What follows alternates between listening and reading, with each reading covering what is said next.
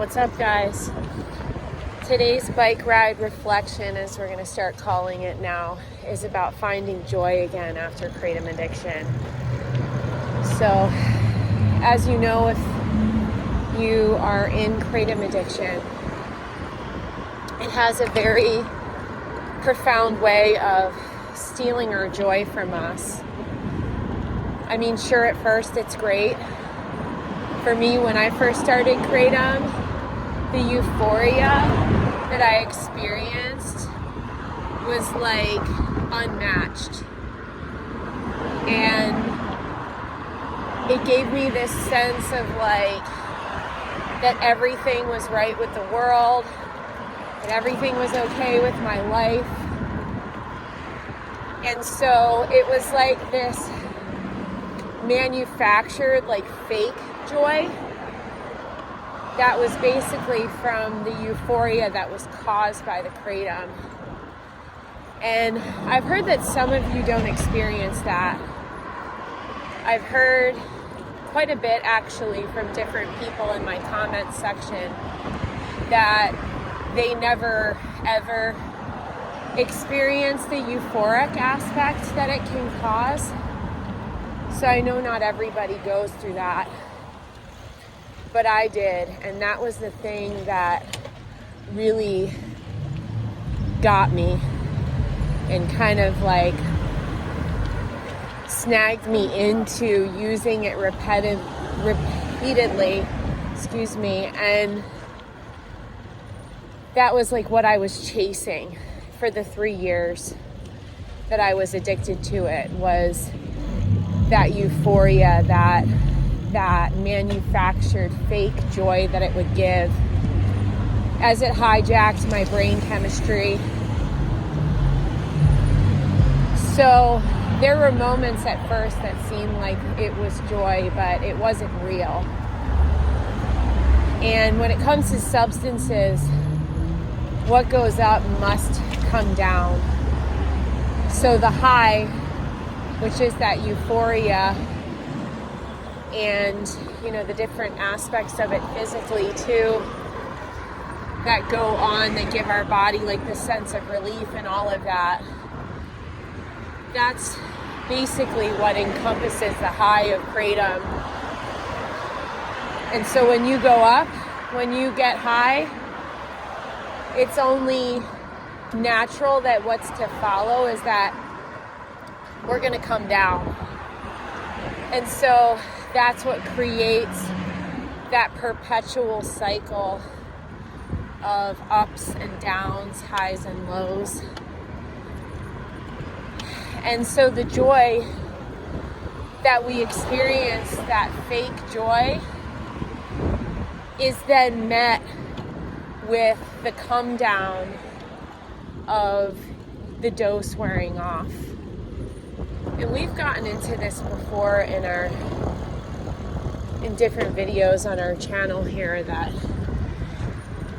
what's going on with our brain chemistry is basically that after we put the substance into our brain and body, whether it be Kratom, whether it be anything else, it's our body's natural response to want to reach homeostasis. And homeostasis is where it's basically a balance.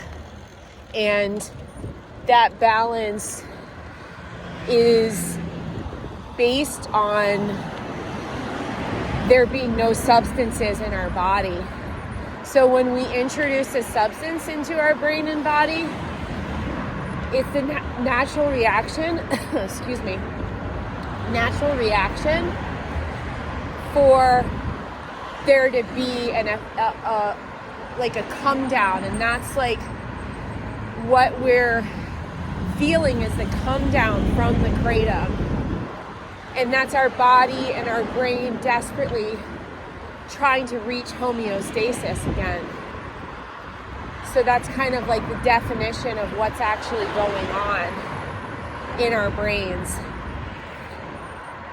So the joy that Kratom gives us is fleeting. It's never gonna last forever. It's not real. It's dictated by when we use the substance, and it's dictated by other factors that affect like how long the dose lasts and that kind of thing. There's a lot of things that affect how long our doses lasted. So all of this is to say that, like, you know, chasing that manufactured joy is very fickle. You know, we're basically going to be chasing it forever, and we're never going to catch it is the main thing to think about. That, like, yeah, there may be moments of that euphoric bliss, especially at first. You know, after I reached about the year mark and I started to get up there in the amount that I was taking, it wasn't even euphoria at a certain point. It was kind of just like I would get a little bit of relief for however long, and then I would like go back into like the darkness of the cycles of withdrawal and feeling terrible, and then I would dose again, and then, you know, the cycle would keep continuing. So real joy was never possible when I was in my addiction. And the point of this video is like finding joy again after Kratom addiction. So we just broke down, like, you know, the deal with when we're in the addiction and, you know, that manufactured fake joy. So, like, what is real joy? You know, that's something that I had a hard time defining for many years, you know, based on where I was at in the addiction and based on what I had going on in my life.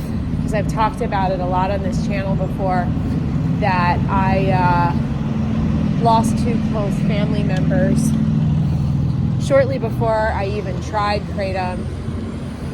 And that really set the tone for the perfect recipe that when I tried Kratom, because, you know, I was grieving. I had just lost a parent, and then another close family member. And I was in a lot of pain. And so when I tried that first dose of Kratom, that manufactured joy really was enticing to me. So, like, I didn't really know what, sorry, excuse me, my throat's getting a little dry, riding the bike and then talking like this. I didn't really know what real joy was. And I didn't really know what real joy was for a while. So when I started my journey of recovery, I had to kind of learn what joy was again, you know, from a sober perspective. And that was, I was about to say interesting. Yeah, it was.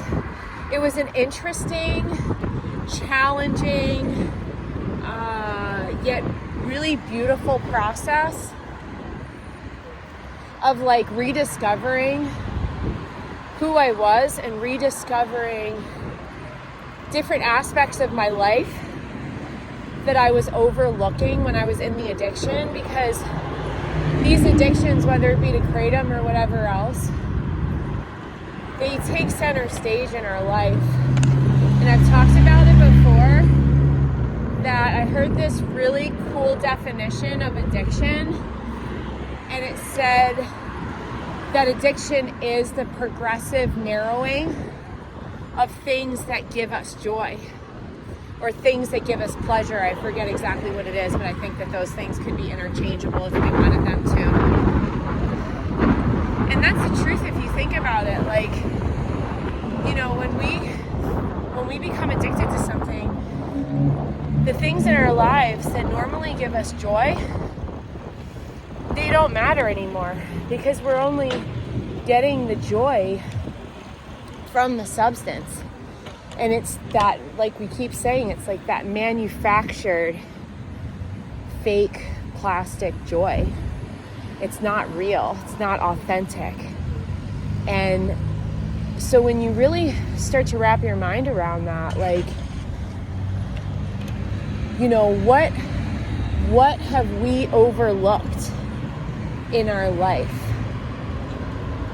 What have we overlooked in our relationships? What have we overlooked in the very simple aspects of living that once gave us joy? Or maybe it's like this whole rediscovery process of, you know, not only what used to give us joy, but what gives us joy now.